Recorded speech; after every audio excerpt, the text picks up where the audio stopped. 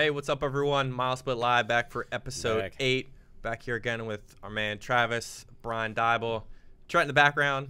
Big old smile. Oh, easy on the mic. Let's retake that. And we're going to get into a lot of action. We had a huge week last weekend, this past weekend. But first, we're going to start where we always start, National Performers of the Week.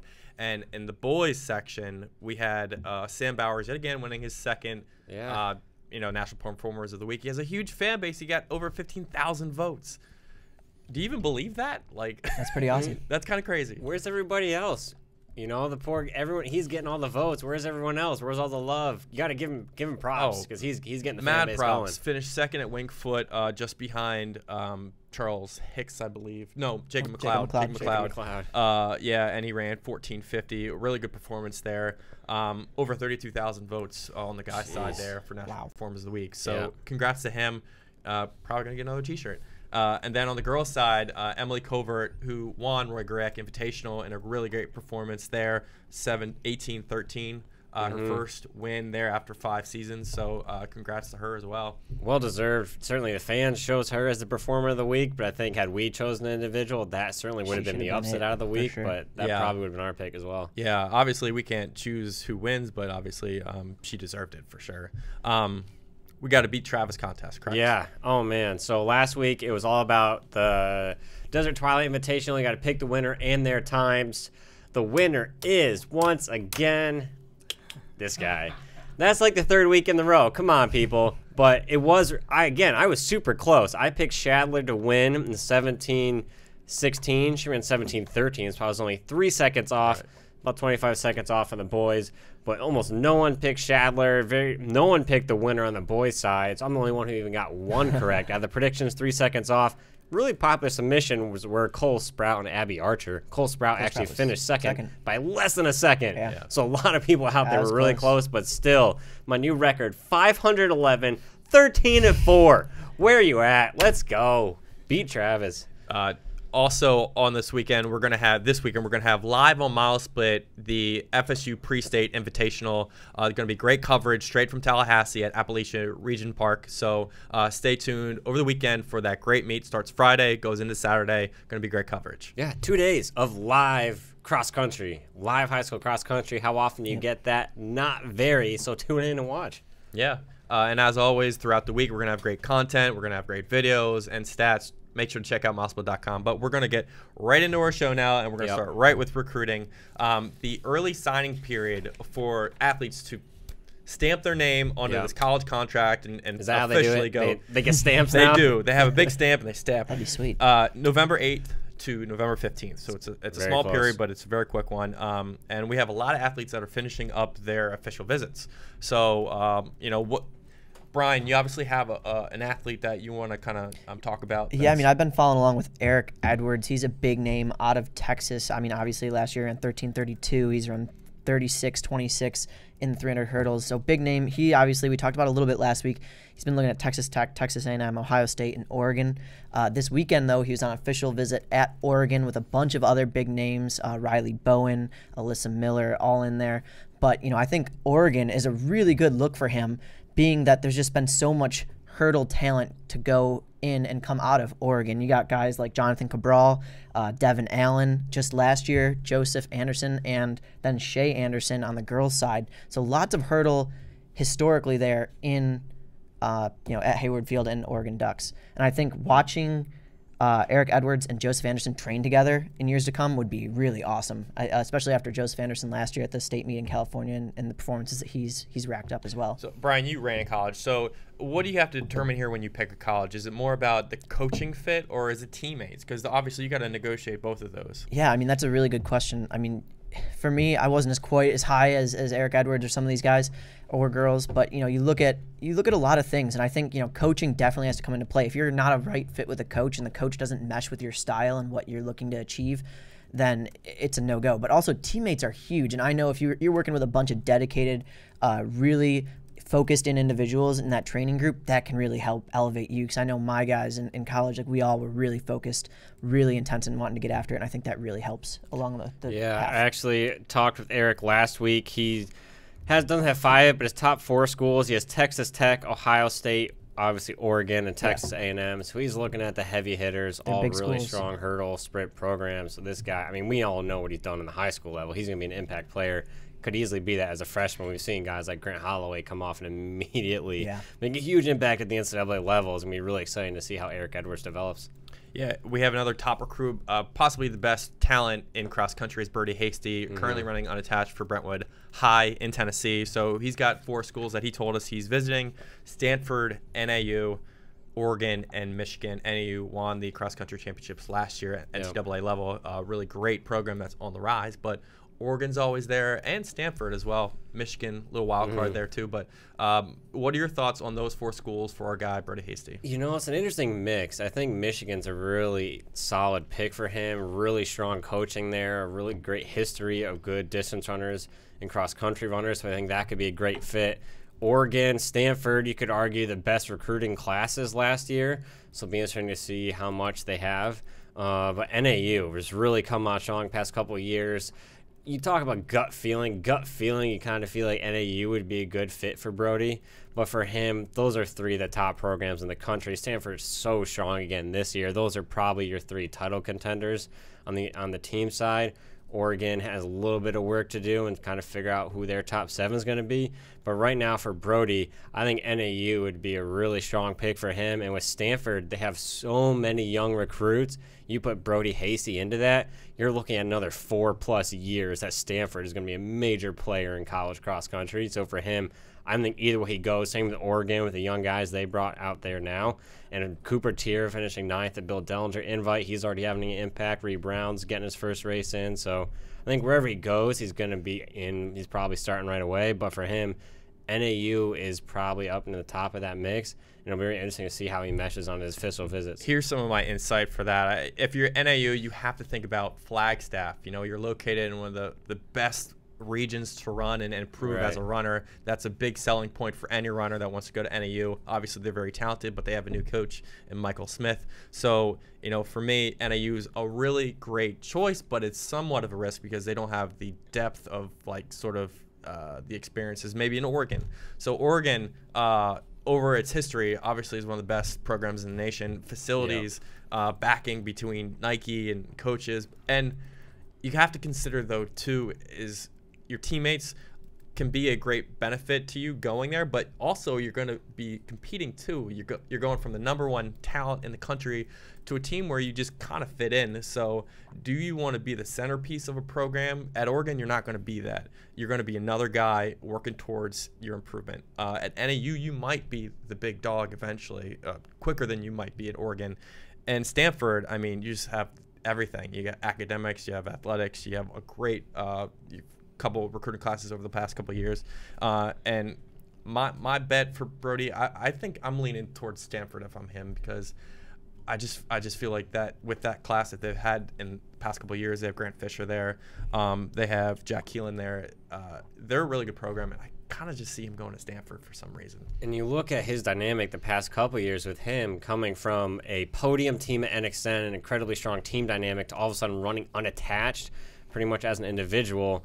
You got to know this is probably not the most enjoyable way to run cross country as a high school senior. And so for him, looking at those programs where he's going to fit in, have that family atmosphere is going to be huge. So these official visits are really going to play into how he picks his school, because I think that is going to be super important. I was just going to ask you guys, how do you think that kind of impacts his recruiting and how he looks at things, or how coaches look at him with him running unattached and not running with the team? I don't think they look at it as a negative. I mean, he's going to be fresh going into college. Like in the past 2 years, if he kind of plays out like last year played out over the winter on, he's not going to have a lot of races under his belt, but he's going to have some really competitive, super premier races that he's going to be at. So I think it helps him ultimately in the long run, because you know he's more concentrated on his training cycle and how he gets to point A to point B than he is on the races itself.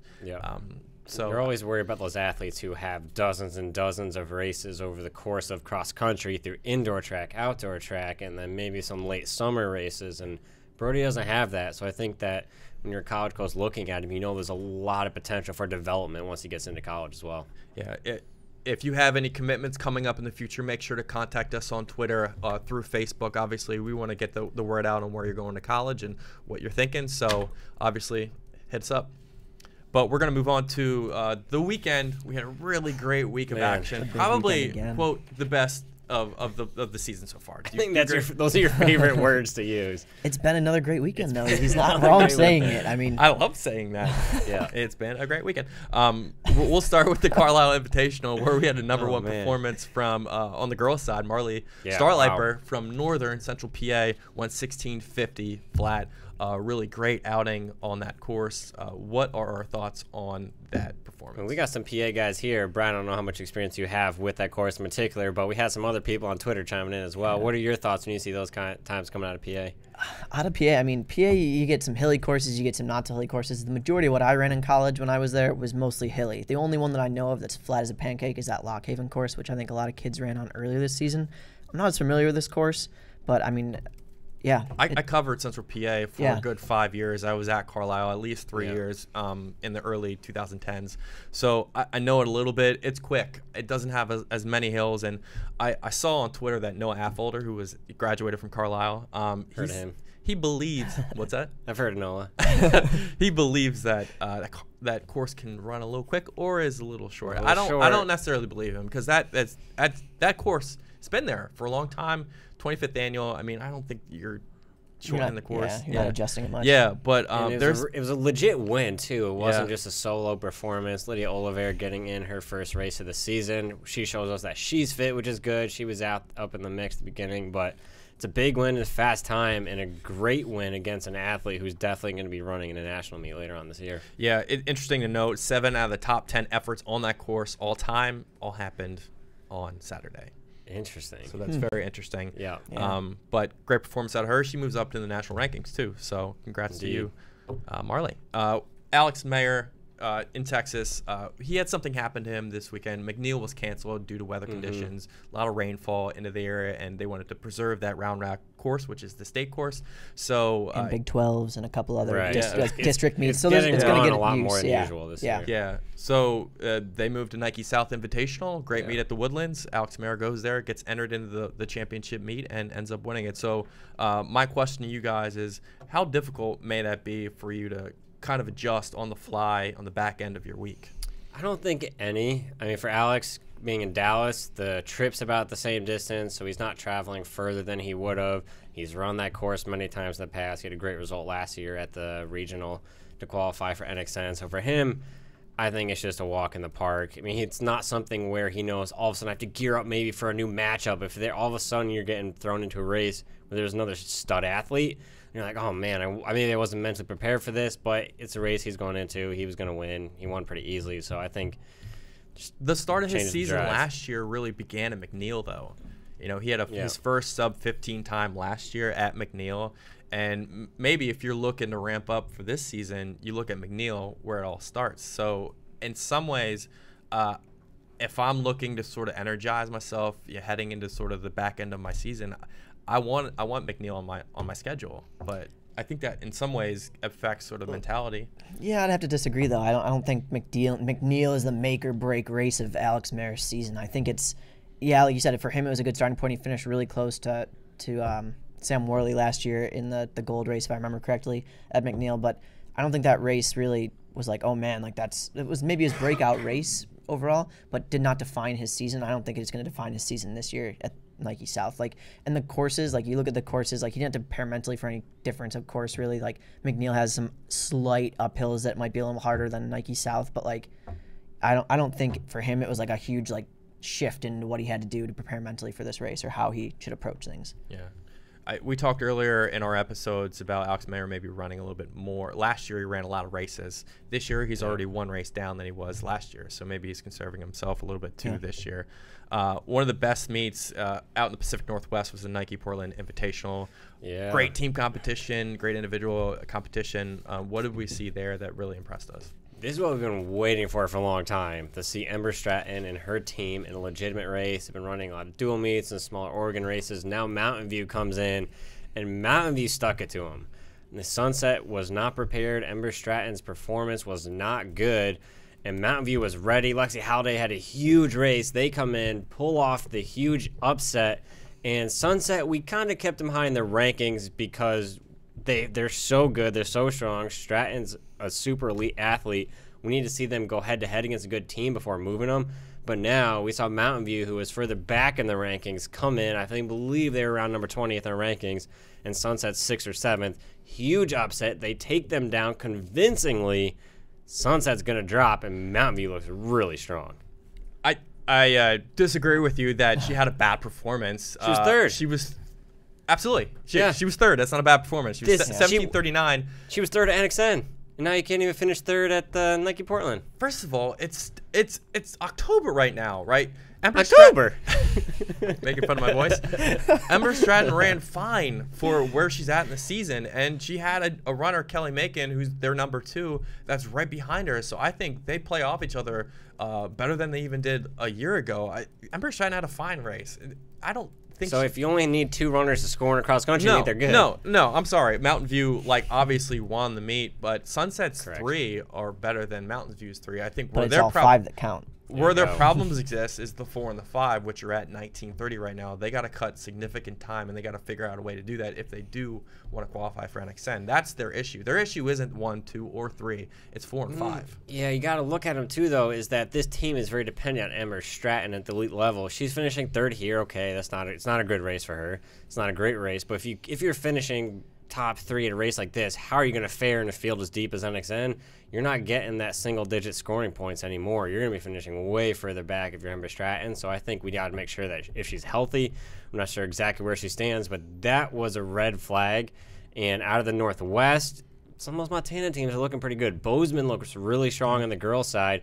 And I don't think it's a lock that they make it to nationals. And I don't know if they get a wild card bid either if they keep running like this. So for them, they really got to make something happen here. I think they're playing it conservative, right? They had a lot of things that they have to worry about early in the season with sort of managing runners, making sure they're healthy at the back end. So I do think that they're gonna get better as the season wears on, and they are conserving a little bit of what they have right now. That's my gut instinct on Sunset, but I think they're going to be in the mix down the road. It's difficult because you really have to take full advantage, like Great Oak, of these ranked matchups because you're going to get so few. We've seen it with Sunset up until this point of the season. We had no idea really how good they truly were. Now they get a head-to-head matchup against a ranked team, and they get knocked down. And that's not a great look, especially if your team's not on full form. We might be 2nd at the regional, or we might be 3rd and fight for a wild card. So in that case, you really got to be able to come out and show that you can play in these kind of races because that could hugely impact your choices and your chances when the committee's looking at your resume later on. We had another performance at Nike Portland, Roosevelt boys from California. What are your thoughts on this team that's actually performed pretty well? I think they performed pretty well, and I don't think they over-excelled, though. I wasn't super stoked on how they did. I think they did well for the competition they were around. This is the first matchup we actually got to see them entered in. Tyler Spencer, he ran a 184 speed rating. Raymond Ornelas ran a 180 speed rating. That's comparable to a lot of the other teams' top 1 and 2 guys around the country. But once you dig deeper into their 4 and 5 guys, they're about 155 speed rating, and that's just it's just not going to cut it at the moment. They really have to bring in that pack together. And I talked with Coach when I was on the workout visit back a couple weeks ago, and that's what they're really working on doing is bringing that pack tighter and closer together. And you could see that there's still some work to do with the Eleanor Roosevelt guys. What was the sense from them this year? And we have 5 teams in our Flow 50 rankings. Individuals are up now, but from California, just on the boys' side, did they feel that this was a national championship team, that they could make it through this California depth to get to nationals? So when I went on that work-on trip, I talked to Great Oak, I talked to Dana Hills, I talked to Eleanor Rose. Every team said we have a dog in this fight. We have it. They're not going to not say that. They're going to say that. Yeah. And I think that they all really do believe it. I think that it just comes down to who can pull it together the best on the day that they need to pull it together. And right now, Great Oak, and we haven't really saw Dana Hills go at it yet. They haven't had a big meet, but Great Oak is clearly leagues above, I think, both programs at the moment. And then you got teams like Loyola and Dublin all kind of vying in there for that space and that's time. So, to answer your question, yes, they thought they were going to be one of the best teams around, and I still think they can be. It's just closing that gap down, and that just who's 5 and 6 or 4, 5, and 6 guys can really pull up and help the team and push each other to do well. Right. And when it comes to does this give California a chance for a wild card this year on the boys' side? I would say yes. I mean, you look at the depth in California and how many teams that we have ranked in our rankings from California or on the bubble in our rankings from California. I'd say definitely, hands down, that if California doesn't get one of those, I'd be really surprised. But we'll see how the season plays out. I want to know why they might not get one? Yeah. Because it's hot takes. We're back with hot takes. We need a graphic or something. And Trent, give me a quick intro. Hot takes, go. Hot takes. Right back at you, Travis. Man, genius. We'll just play that every single time we come back to our hot take segment. But I think California might not get a wild card because the New York boys will. Yeah, we've heard about the New York girls all season, but it's time to talk about the boys. Burnt Hills are in the rankings. We know FM is there at 13. Burnt Hills is 18. Ithaca's sneaking in at number 25. But McQuaid this weekend, Corning actually beat Ithaca. We haven't heard much about the Corning boys this season, but they're looking really strong. They had their lead man coming in at 180, a couple guys in the 170s, including a Lawson, which may sound very familiar to you, those of you out there. But this Corning team looks strong. They beat Ithaca. They also beat them in the merge. So Corning's there. You have 3 ranked teams, and you're looking at depth. This is a really strong region. You look at where other regions have a potential wild card. There's not many. California, we know they have 5 teams in the rankings. The Midwest is another one because you have a couple teams from Illinois, then Carmel from Indiana. Makes things really interesting. I don't know if the Southeast teams have a legitimate wild card yet because that third team, it's still in flux. No one's having a consistent season, but New York teams execute, and they execute when it matters most. I think all these teams are coming together. The spreads are there, about 43 seconds for Burnt Hills, 1-5. Ithaca's right in that mix. There's a little further out, but it's because they have Silas Durfel, who's a legit 189, 190 low stick, so you're naturally going to have a bigger gap. But right now, we're seeing all these teams come out in the New York boys side and develop. We've kind of forgotten about FM because those boys haven't raced in a really long time, but their season opener was extremely legit. So we're talking about California. We're talking about good programs from Utah and the Midwest, all these other teams. And New York teams are going kind of quietly throughout the season. No one's giving them a ton of respect at the national level on the boys' side. But I'm telling you right now, you're hearing it here first. New York boys are getting a wild card, sending 3 to Oregon. I think you're getting a little overzealous on New York. Not I ran possible. in New York. I'm from New York. I get it. I understand. I love the gung-ho about New York, but I think you're looking at them very early season still. I think for New York, their season drags very long into the season, and this is just like the first initial, like, we're getting to really see these guys. Because, you know, Nathan Lawler, he just started running. Some of those teams that you mentioned there, they're a couple meets in, but, like, I still think that, you know, New York doesn't have it all together quite yet. I think we'll see. That's why I'm liking it, though, is because it's early in the season. We're getting some solid performances now. You know, they had some big-time races. McQuaid is a super legit race. Corning proved they're ready to go. They were definitely not on my radar or anyone else's, probably outside of Section 4 out there in New York, but they proved they're ready to play. Corning might not even, Ithaca might not even make it to state meet. They're both in Section 4. That's ridiculous, but only one of those teams is actually going to make it to state meet, so one of them's coming in rested to the NXN Regional. This is going to be super exciting. I think they have a legit chance.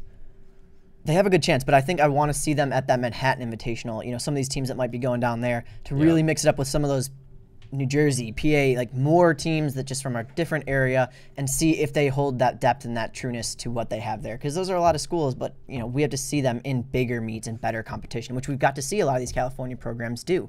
Eleanor Roosevelt go up to Nike Portland, that's a big meet. You know, Great Oak going out to Great Oak going to Woodbridge, going to Roy Griak. Big meets, big performances. McQuaid not quite the size that it used to be this year. Good meet, but we'll see. We'll see if your hot take holds out. Yeah, you know, FM resting there, obviously a lock to go to Manhattan. Some of these other teams, not so much. I think that this is legit, that this is a year on the boys' side where outside of our elite teams, the depth across the country isn't quite there for a lot of these programs. A lot of them have 2 or 3 really strong runners, but no one, especially, and you're looking at teams from that like 10 to 25 range, that list could be moving constantly throughout the season because no one's got that locked-in solid top 5 or the depth there. I think easily any of these New York teams are in that mix, and they've got 4 really strong teams now developing out of that region. And a lot of these other regions, because you got to think, too, where those wild cards are going to come from. There's only 2 for the entire country, so who's got the depth? I'm still not sold on the Southeast. I just can't There's something in my soul can't let me Great pick us American out these should fill teams. that up too. That should help a lot. Before we move into our next question, we got to go over Dylan Jacobs from Sandburg out of Illinois. Had a US 1 performance in the 3 mile with a time of 13:57 at Peoria Invitational. Last year he ran 14:41 on the same course and had just a phenomenal performance. But that begs the question right now. We have a top 3 in our rankings: Brody Hasty, Dylan Jacobs, and Danny Correa. Out of those 3, who's the best in the nation right now on the boys' side? Sleeper pick, Alex Mayer. It's none of the above. It's Alex Mayer. This kid, throw him at any course, I don't care. I think he is just like the ultimate clutch runner. This kid knows how to finish races, and you saw it all through last season. He had to go against Sam Worley and Reed Brown nonstop, and he was there every single step of the way, all the way through track season. You cross country, you see him coming along. Like, all right, maybe he's a bit of a strength runner, but he's young, he's a sophomore. He's not going to hang with him on the track, and he did. I think Alex Mayer is the best runner in the country, and these guys are running some fast times out there. He's not throwing down these super high speed ratings. And so I think what we've talked about previously on the show, worried about how hard he's running, he doesn't have to push himself to the limit like going head-to-head against Reed Brown this year. So I think he's coasting through the season a little bit. He's running more than some of these other athletes, but he's staying rested. Alex Mayer has just as much speed, if not more, in closing lanes than anyone else here in the country. Alex Mayer is number 1. I think we have to answer the question, how are we going to gauge who's the best in the country? And it comes down to the ultimate, national meet, and it's Foot Locker Nationals, because that's more individual. NXN is a team-oriented meet. The athletes that go into XN individuals who qualify are concentrated, though, on their team efforts. And a guy like Brody Hasty could have potentially a team behind him at NXN. Texans in the top 10 last year, and 3 were individuals. Reed Brown was the only Texan in the top 10 at XN last year who was running as a team. The individuals there are just as good as anywhere else. What's more worthwhile at NXN? What are you really going for at NXN? You're going for a team title. I mean, for the individuals, you're going for an individual finish. But Foot Locker Nationals is where it's at if you want to win an individual title on the national side. But we might not see that with Brody Hasty at Brentwood because he's concerned with potentially qualifying with his team to NXN. But there's a conflict between the Foot Locker Southeast region and NXN, so he might not even be at Foot Locker. Last year, Casey Klinger won, or Reed Brown won Foot Locker Nationals. Casey Klinger, arguably the best runner in the country, he had to go to NXN, so he didn't go to Foot Locker. So will we even get that chance is my question. If it does happen, I go with Brody because he's just proven so much already in one race. He's run one race, but I think he proved a lot in that race. Also. Yeah, for sure. I was gonna have to go with Brody too. You just talked about closing speed and stuff, and Brody hands down beats Alex Mayer. I think with how close he was to running sub 4 last year with that kind of speed. Like he has a speed rating of 197 from Adidas. Like that's off the charts good. Like it's just insane to see Brody. And he's racing conservatively as we've talked about inside throughout this whole show. With Brody Hasty with that Adidas XC Challenge run. So his coach believes he could have gone 20 seconds faster on that course. Yeah, the time was not that great. It wasn't, but I mean, he essentially was tasked with running sort of your 3K at a progression speed, I believe, and then 2K, see where you feel and go from there. But Brody Hasty has a lot in the tank, and Alex Mayer, while he's young, he's talented, I just don't think he's on the same level as a lot of these guys. Yeah. We're not even talking about Dylan Jacobs, who had probably the best performance of the weekend. Of the weekend. Yeah. I think Alex is just such a racer. Like, he's a kid who lives to race, like not just run fast times and solo, but to me, seeing him through last cross-country season and through track season, this is just a kid who's there to race. He doesn't care what the odds are. He's not going to let go of the leaders the entire way. And I think it comes down to it. I'd pick Alex over Brody in a head-to-head sprint finish every single time. He's just that kind of guy. I think he's been there so many times over the course of the last year as a sophomore. This is a kid who's ready to go, and I'm really excited to see him once he moves on. But, man, that Illinois duo. Yeah. That's ridiculous. That's going to be really, really talented. They're both in 3A. They're going to race at Detweiler Park eventually at the cross-country championships in Illinois, so that's going to be really interesting to watch. Shout out to Tony Jones, Illinois webmaster. He's going to give us some beef for not picking one of the Illinois runners, but let us know what you think. Tweet at us, #MileSplitLive. Who do you think is the best individual runner in the country right now? We pick Brody and Alex. Are we snubbing the Illinois runners, let us know. Trent, do we have any action social right We don't now? got much going on, so hit us up. Facebook Live. Thanks, Trent. Hot takes from Trent. Holding it down, yeah. Hot Cold takes. takes. Cold takes. I don't know what's happening in Ohio. Like, what do they eat there? Like, Yeah. what is going on? Zach Kraft out of Buckeye Valley, senior there, 14:29 at the Midwest Meet of Champions, a new #1 at 5K. And now there's 3 Ohio guys in each division, Division 1, 2, and 3. Dustin Horder and Chad Johnson are all like running insane times over their season. Yep. Can we explain this at all? Like, is there sort of something spiritual or There's a lot of magical pride at happening? stake now. Who's the best guy in Ohio? Yeah. Like, especially all different divisions. So we're gonna have to see what happens in the postseason. Dustin Horder was my preseason pick. These guys are now coming out of nowhere. Kraft certainly showed he can compete. This is ridiculous. When the last time we had this many individuals at this level in Ohio early in the season? I don't know, but this is going to be awesome because I think Ohio has often gotten overlooked. Yeah. All of a sudden, they're sneakily one of the best individual states right now on the boys' side. And it's interesting because there's a little bit of like cross hatching. Like, so Chad Johnson beat Zach Kraft, I believe, but Zach Yeah. Kraft has beaten Dustin Horder, and now like where does each sit? Like, if they were to go up against each other, like who would you even pick? Be an all-out battle. Yeah. It'd be really, really interesting. Yeah, and the times are legit, right? We see all the speed ratings, 193, 191 this weekend, so Yeah. that those check out, so we know they're legit. It's not just fast, flat courses. These guys are running 14 minutes. We're talking about those kind of times kids can't run on the track, outdoors. And they're running in cross country. You kidding me? This is so fast. Same thing with the Illinois. I don't care if it's cross. Those times are so ridiculously fast. It's insane to see them running that this early on in the season. This is just makes it even more interesting now when you look at potential postseason meets and where they're headed, whether these guys want to race each other, right? Do you think that hey, I'm going after NXN this year. Can you please just go to the Foot Locker Regional? I just don't want to have to deal with you. Yeah. This is just, but it's super exciting. And then even at the state meet, they're not racing head to head, so you know they are gonna go leave everything they have on the Yeah. course because you can't race that guy head to head. But who's gonna make their mark on this cross country season? It's whoever runs fastest. So it'll be really exciting to see that state meet. Yeah, absolutely. It'll be interesting though, because in the opposite turn of things, if they're not all racing head to head in the state meet, then you got a guy who maybe has nobody else challenging him. He can go a lot slower, so maybe you conserve some energy for one of those NXN regionals, those Foot Locker regionals, which would be huge for him to be able to do. If I'm a competitor and this is one of the most talented seasons we've had in Ohio, I would want to go out and have sort of like pride dictating how I go out. It depends on who's going to go first. So Division 3, Chad Johnson was your state champion last year. Division 1, Dustin Horder. Division 2 is Kraft. So I don't know. There's course records that we've seen. They're breaking records now too. So I think that's something that's also at stake for seniors.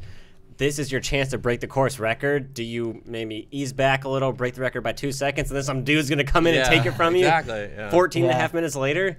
Come on. I think you got to leave it out there. That's a good point, but I have to disagree because I think in the grand scheme of things, you really got to look at what do you ultimately want. Like a course record is awesome and great, but do you want to make it to that national level and be able to make your mark on the national scene? Yeah, but these guys a lot of aren't kids, going to though, they win. do look at They're not just going to the win state at the level. national level. They're not going to win Foot Locker Nationals. They're not going to win NXN. I think you have to win your Ohio state meet and make an impression because you might but finish 20th. all of them should be able to win easily, if they're coming from different divisions. Like that's what we're saying here. But at what capacity do you win?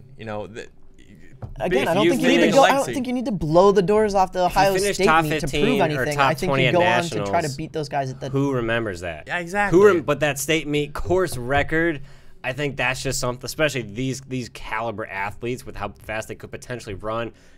Every single person who comes back to that course, your name's there. So speaking from some experience, I was at no level to set a national or course record at New York State, and it changes every year for our state meet. Yep. But one thing I heavily regret from my high school season is not going on to compete at the Foot Locker Nationals or going on to compete at the NXN Nationals, or not Nationals, but even just the regional level. And these guys I'm sure are going to do that. But if I was like playing a smart strategy season and I wanted to go after those, I would go after those harder than I would. Looking back now, Yeah. that's looking back on my season though. And Yeah, that's, maybe something you that don't have the foresight maybe of. that plays in this. Hoarder's been there, done that. Shout out to the Hoarder fam. JoJo and I met them at NXN on a. Sorry, I apologize. We were like so zonked out after entire coverage there, but super nice family, but he's been to nationals. He's been there, done that, checked the box. So I think qualifying, he's been through that. So maybe he's the guy who's like, you know what? I know I can get there. I've been there before. He doesn't see that as the issue. So for him, he's like this, and he was the guy, right? Coming into the season, Horter was our guy in Ohio, one of the top ranked athletes in the country. He's fallen back a little bit. So for him, he's like, hey, I'm the guy, not just in Ohio, but I'm going to make my presence felt nationally in the region. And step one is making sure I take this course record and establish myself as number one. Yeah. I mean, when you look at it like that, then you take a different spin on thing, I guess you had to say. Yeah. Really important meet starting Friday, Appalachia Region Park. In Tallahassee, we have FSU Pre-State going to be live on MileSplit. We're going to go into this meet a little bit right now. One of the main names who's really on the cusp of national, rankings is Bailey Hertenstein from Newsom. Won the FL Runners Invitational this past weekend, so she's coming into FSU really looking to improve upon her course record time that she owns at Appalachia.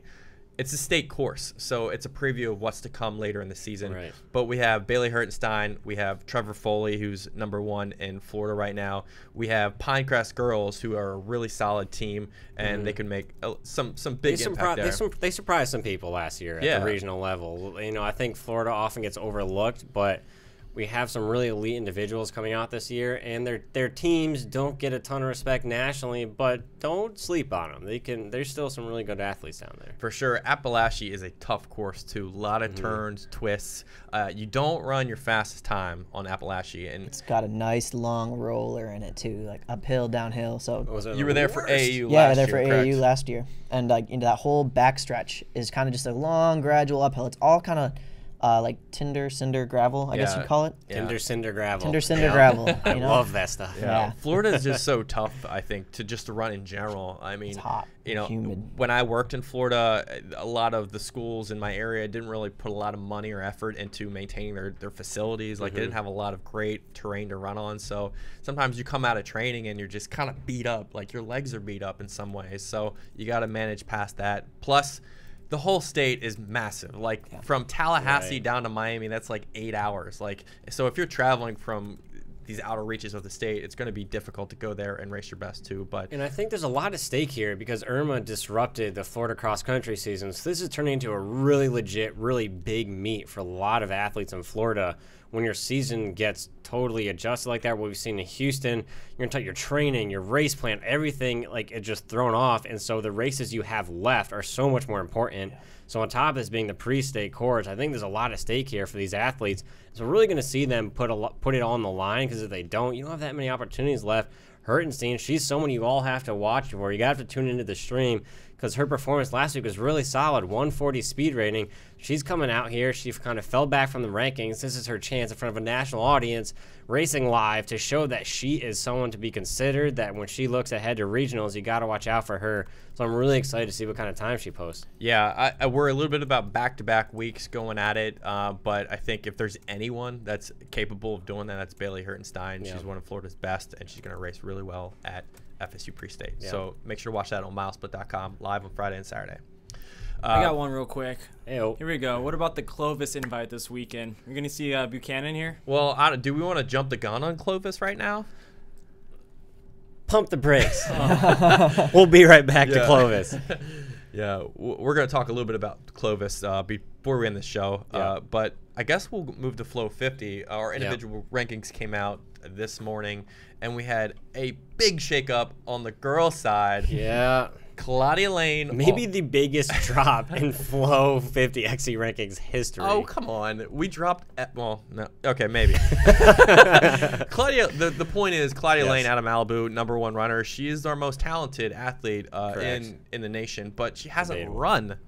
You think that's debatable? I feel right. Toohey is #1 in the top results right now. We're good. Nationals, just Caitlin Toohey. You're contrarian. Arguably the #1, but she hasn't raced, and I think if we're going based on the criteria of what have you done for me lately, Claudia Lane has to show us where she's at in her season, and she shouldn't be given a free pass to the #1 ranking. So that's why ultimately we decided to drop her out of the rankings. You got to show us where you're at right now. So that means Caitlin Toohey moves up to #1, the sophomore phenom out of North Rockland. So that's great for her. Yeah, taking over that #1 spot for the first time for Tui. There's a lot of shakeups happening right now, especially girls individuals. People are back and forth, shuffling constantly. The boys seem to kind of be settling things out. The guys who are good are racing well. They're running solo. They're winning how they should. Like, everything's like, all right, makes sense. The girl side, every week, we're like, what the heck? You think you're in play? Oh, they actually race here, got beat by this person. And like, you can't keep track of what's going on. And a large, like the Flow 50 boys is composed of a lot of senior, junior laden, runners, a lot of experience. But the girls is all over the place because there's so much talent at so many different ages. Like we have Grace Ping, freshman. She's number 7 right now. She dropped 2 places after losing at Roy Griak to Cover. Right. So we have freshmen, we have sophomores. Caitlin Hart is a phenomenal sophomore. She's moving up the rankings too. She could arguably move up even further, I believe, at the end of the season because she's that talented. But we're going to have a lot of shakeups. And we're still waiting. We're still, Lydia Oliver just opened up her season. We're still waiting to see Claudia Lane. Is she healthy? Is she dealing with some injury? How is she going to be coming back from that? We don't really know if this is going to be the same Claudia Lane we saw last cross-country season. We do know is Caitlin Tui is running very well right now. She's only run 2 races, but she's proved enough in those 2 races to give her that standing. Right. Alyssa Aldridge, a girl out of New Jersey who took a lot of her visits, for her recruiting prospects early in the season. So that's one reason why she didn't race. But she is a national talent. She's probably going to move up on the board eventually as well. Yep. Jackie Gaughton out of New Hampshire. Shout out to Georgetown real quick. Alyssa Aldridge just committed as reported by Robert Keller on New Jersey MileSplit. Big pickup for them. Absolutely. Yeah, but there's just a lot of girls maybe just haven't shown a lot yet. But once you do, we'll take it under consideration. On the boys' side, what about you? What do you think? Yeah, on the boys' side, you look at, like we already talked about, Dylan Jacobs just ran out of his mind. That 195 speed rating on a very historic Detweiler course. So he gets the nod up to number 3 from number 4, bumping down Alex Mayer. Gabe Vendel stays at 4. Alex Mayer bumps down. Great runner, great performances as you've fought for him being one of the best in the entire country right now. The best? The best, whatever. He is very good, but he goes down to 5. We haven't saw him race any solid, crazy competition, which I don't really think we're going to get to see until the national meet, to be honest. Yeah. Where's the cheese? The national meet. The Cheeseman. We'll have to see them go battle it out head-to-head at that Nike South invite. That'll be believe awesome. Carter Cheeseman's going to be a Great American this weekend. So that's going to be a good race. That's going to be one heck of a race to watch. Yeah. And then he was a big thing. And then Derek Peters, he takes a nice hop up. That Roy Griak, that was an amazing performance by him. We didn't really know what was going on out there. And all of a sudden he comes to Griak and says, this is my race. Hopefully he got that cheesecake. I hope he ate it. Yeah. I mean, so going into Roy Griak, we talked about him being that big guy, the person who could really upset things. I think he really came in and did that. So I think the rankings show that with him moving up from number 16 now, he is going to be...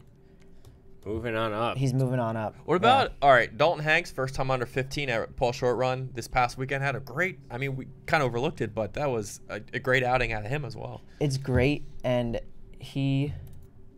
When you look at, too, with Illinois, I can't stop thinking about those guys. When you're in the same conversation as athletes like Chris Derrick, Lucas Rizbikis, not just some of the best professional athletes, some of the best high school athletes at that level in history of distance running, those are the conversations we're having. That's the realm that Danny Kilrea and Dylan Jacobs are in right now. Anytime you can be mentioned in the same sentence as legends like that, you're doing something right. And there's some pretty legendary records at stake here for these guys this season. So this is going to be some really exciting things moving forward. Unfortunately, we can't move them much higher in the rankings. Yeah. You can't go up much higher than you can unless you can beat Brody Hasty. Brody, take a trip to Illinois if you don't mind. But this is going to be really, really heating up as we move along here. We got a contest to look forward to, and maybe it's Clovis. Are we talking about Clovis? Yes, Clovis. Shout out to our commenter on Facebook. Trent, who was it that wanted to know about the Clovis Invitational? Let me pull that up real quick. That was Armando Negrete. Great pronunciation. We are just going to let that slide. Dude, everyone's struggling. Trent, you're wearing off on me over here. This is rough. But yes, to our California fans, Clovis is ridiculous. This is insane. The amount of ranked teams we have is coming off, I don't even know, out of you-know-what. But right now, this is our prediction contest of this week because it's so loaded. We're done individuals a little bit. We're back to teams. Clovis, on the girls' side, you have 4 ranked teams. You have Great Oak, Buchanan, Davis, and Claremont. They're ranked 2, 19-9, and Davis has really fallen only because they haven't raced yet. So this is a team that we knew was going to be really good at the beginning of the season. They haven't raced, so while they're ranked 19s, could very easily be another top 10. So you have 4 of those teams on the boys' side, the teams you got to watch out for. Great Oak and Dana Hills certainly at the top of that, and Dublin had a sneaky good race at Woodbridge. But we're going to do a team prediction this week. So for your MileSplit Live, hashtag Beat Travis prediction, we're looking at the Clovis Invitational. Boys and girls, you have to predict the winner on the team side and how many points they won by. If you don't get any of that right, you don't win. I'm like 500-0 at this point, so let's go. Clovis, girls, Great Oak swept this last year, and I think they're going to do it again. On the girls' side only, though. Girls, Great Oak is going to take the win by 3 points. 2 points was their winning margin against Naperville North. I think they're taking it by 3. Great Oak girls for the win, and Great Oak boys, they're going to do it again. I just think that the Great Oak boys are running so well, no one's going to beat them. They swept this last year. They're going to sweep again. Competition is going to be through the roof. But send in your predictions. What is the team winner going to be for boys and girls at Clovis? Great Oak, going to win. My prediction, 3 points on the girls' side, 13 on the boys' side over a very good Dana Hills team. Well, that is the contest. We'll look forward to talking about that next week, as along with a lot of great meets as well. Real quick, though, Clovis, you guys, you have Great Oak going back to Buchanan. Buchanan's our #1 team. Claremont's running crazy well. Davis girls, here we go. Let's see where they're at. Who are your picks to win in the boys' race? I think Great Oak's going to be very tough to beat. That girls' race, though, hands down the boys Great Oak 100%, and I think they win it.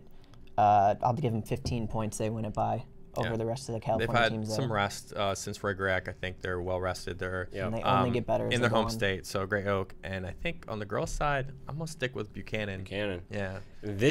We've been talking about. I'm contraring myself a little bit because I said a couple weeks back that Great Oak's better than Buchanan. Right. But I'm going to be a little bit of a flip-flopper. I'm going to go with Corey Smith and Megan Lowe with Buchanan to take this meet. Yeah, and I think this is another one. Great Oak did what they had to do in Griak. Man, the implications here for taking an L. We talk about wild cards, finishing third. I mean, you got to show them these head-to-head races as we start to look at splitting up the divisions later on the California season. These matchups matter. The merge obviously is super important at the state meet, but where are your head-to-head wins? How much are they by? Great Oak already has a loss to Buchanan. Can they bounce back here? I think they're going to get their solid 5th runner in who was racing not at Roy Griak last month. So that's going to come back into play. Great Oak's going to have a little more depth than they had at Woodbridge, and they're going to be geared up and ready to go. I think they've had 2 really strong races, and you mentioned they have some rest now. Great Oak girls are really tough to beat. I'm really excited to see Davis, though. I think we have an idea of where everyone else is falling into place. On the girls' side, though, Davis is just such a wild card at this point. Are they going to be the team we think they are, or are they going to need some more time to develop here? But out of those 4 teams, those are all 4 legitimate NXN qualifying teams in Great Oak, Buchanan, Davis, and Claremont. This race is going to give us a sneak peek at the state meet and play big into the wildcard implications as well. It's going to be interesting. Do you have anything else? That's it for me. I think you got Great Oak, yeah. It's been a great show. Make sure to tune in next time. We have an interview with Milton, Georgia head coach Bill Mara. It's going to be great. They are one of the surging teams this season. We'll also talk with New York editor Kyle Brazel, who's going to have some insight into Manhattan Invitational.